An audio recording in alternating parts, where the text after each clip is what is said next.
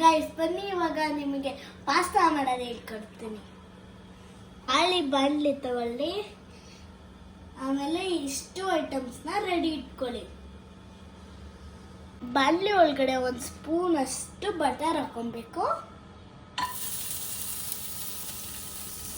Butter melt ಆಗ್ತಿದ್ದಂಗೆ ನಾವಿಷ್ಟು cut ಮಾಡಿರೋ ಐಟಮ್ಸ್ನೆಲ್ಲ ಹಾಕ್ಬೇಕು 1 by 1. First ಈರುಳ್ಳಿ ಹಾಕೊಳ್ಳಿ. ಗೈಸ್ ಇವಾಗ ಆನಿಯನ್ಸ್ ಟ್ರಾನ್ಸ್ಪರೆಂಟ್ ಆಗೋವರೆಗೂ ಮಿಕ್ಸ್ ಮಾಡ್ತಾ ಇರಿ.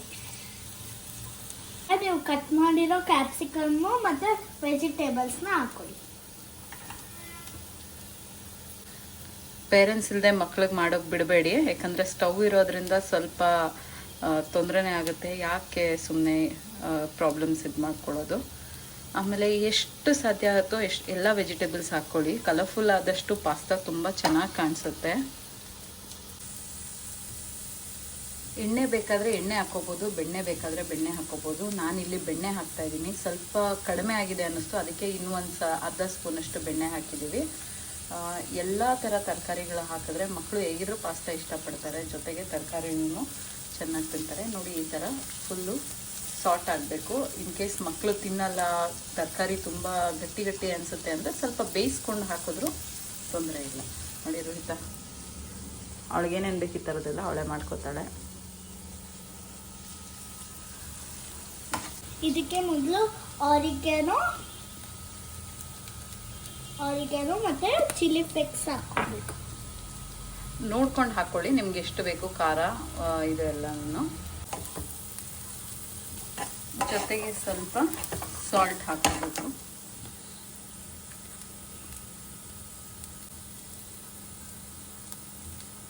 ನಾವು ವೈಟ್ ಸಾಸ್ ಪಾಸ್ತಾ ಮಾಡ್ತಿದ್ದೀವಲ್ಲ, ಅದಕ್ಕೆ ವೈಟ್ ಸಾಸ್ ಹೆಂಗೆ ಮಾಡೋದು ಅಂತ ಅಮ್ಮ ಹೇಳ್ಕೊಡ್ತಿದ್ದಾರೆ. ಸೊ ನೋಡಿ ಇಲ್ಲಿ ಕ್ರಿಸ್ಪಿಯಾಗಿ ಈ ಥರನೇ ಇರಲಿ. ಸೊ ಕ್ಯಾಪ್ಸಿಕಮ್ನ ಸ್ವಲ್ಪ ಕಡಿಮೆನೇ ಹುರ್ಕೊಳ್ಳೋದ್ರಿಂದ ಕ್ರಿಸ್ಪಿಯಾಗಿ ಚೆನ್ನಾಗಿರುತ್ತೆ. ಇದೆ ಬೇಕಾದರೆ ನೀವು ಸಪ್ರೇಟ್ ಬಾಣಲಿಗೂ ಮಾಡ್ಕೋಬೋದು, ಇಲ್ಲ ಇದೇ ಬಾಣಲಿನಲ್ಲೂ ಮಾಡ್ಕೋಬೋದು. ಸಪ್ರೇಟ್ ಬಾಣಲಿನಲ್ಲಿ ಮಾಡ್ಕೋಬೇಕಾದ್ರೆ ಇರೋ ಐಟಮ್ಸ್ ಎಲ್ಲನೂ ತೆಗೆದು ಸಪ್ರೇಟ್ ಇನ್ನೊಂದು ಬಾಣಲಿನಲ್ಲಿ ಹಾಕ್ಕೊಂಡು, ಇಲ್ಲ ಇನ್ನೊಂದು ಬೌಲಲ್ಲಿ ಹಾಕ್ಕೊಂಡು ವೈಟ್ ಸಾಸ್ ರೆಡಿ ಮಾಡ್ಕೋಬೋದು. ಇಲ್ಲ ಇದ್ರ ಜೊತೆಗೇನೆ ವೈಟ್ ಸಾಸ್ ಮಾಡ್ಕೋಬೋದು. ನಾನು ಇದ್ರ ಜೊತೆಗೆ ಮಾಡೋದನ್ನ ಹೇಳ್ಕೊಡ್ತೀನಿ ಇವಾಗ. ಇದಕ್ಕೆ ಸ್ವಲ್ಪ ಮೈದಾ ಹಿಟ್ಟು ನೋಡಿ, 1 ಸ್ಪೂನಷ್ಟು ಮೈದಾ ಹಿಟ್ಟು ಹಾಕ್ಕೊಂಡಿದ್ದೀನಿ. ಆಡ್ಸೋಕಂದ ಹಾಕೊಂಡಿರೋ ಮೈದಾ ಹಿಟ್ಟಿಗೆ ಸ್ವಲ್ಪ ಹಾಲು ಹಾಕ್ಕೊಂಡಿದ್ದೀನಿ. ಹಾಲು ಹಾಕಿ ಅರ್ಧ ಗ್ಲಾಸಷ್ಟು ಹಾಲು ಹಾಕಿ ಬಾಡಿಸಿದ್ಮೇಲೆ ನೋಡಿ ಈ ಥರ ವೈಟ್ ಸಾಸ್ ರೆಡಿ ಆಗುತ್ತೆ. ಈ ಕನ್ಸಿಸ್ಟೆನ್ಸಿ ಬಂದಮೇಲೆ ಡೈರೆಕ್ಟ್ ಇವಾಗ ಬೇಯಿಸ್ಕೊಂಡಿರೋ ಪಾಸ್ತಾನ ಅದರೊಳಗಡೆ ಹಾಕ್ಕೋಬೇಕು. ಪಾಸ್ತಾ ಹಾಕಿ ನೋಡಿ ಕ್ಲೀನಾಗಿ ಬ್ಲೆಂಡ್ ಮಾಡ್ಕೊಳ್ಳಿ.